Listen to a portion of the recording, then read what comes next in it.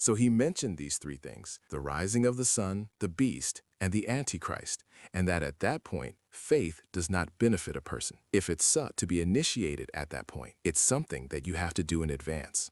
Number 2, the prophet gave us his description, explaining who this person is and what he looks like. He said that every prophet which was sent before him warned his people about the one-eyed deceiver. This one-eyed liar, who has one eye totally covered with skin, while the other eye is bad and looks like a rotten grape. And he said that the Antichrist, claiming to be your God, is one-eyed, and your Lord is not.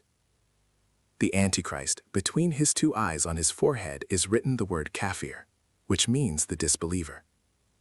This word will be recognized by every believer, even the illiterate ones. Number 3. The prophet instructed us and taught us to seek refuge from God against the Dajjal at the end of every one of our 5 daily prostration prayers. Now, of course, if you don't pray, then you're not making the draft. So it all builds on it, right? Faith, knowledge of who Dajjal is, the faith and knowledge of how to pray, and then the prostration prayer that you do on a daily basis. And the prayer that you make in every single one of these prostration prayers, you learn this refuge-seeking verse. You memorize it, and you say it every time. Number 4. The Prophet ﷺ said, whoever memorizes 10 verses from the beginning of Surat Al-Kahf will be immune from the trial of Dajjal and all the tribulation of the false Messiah. And in another narration, the Prophet also mentioned the last 10 verses of Surat Al-Kahf. Number 5. The Prophet taught us to flee from these trials, flee from tribulation. He said, Sallallahu Alaihi Wasallam, let he who hears of the Dajjal go far away from him. For I swear by Allah that a man will come to him thinking that he is a true and strong believer.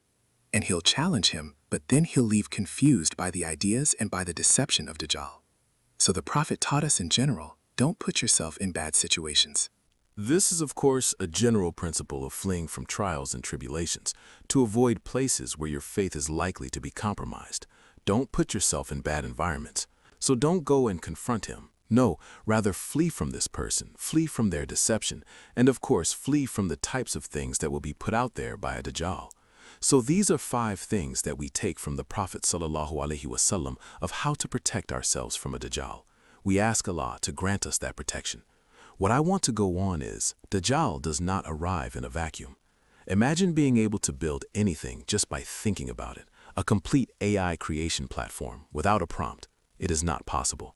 So he does not come at a random time without preparations made by his servants from the demon and humankinds.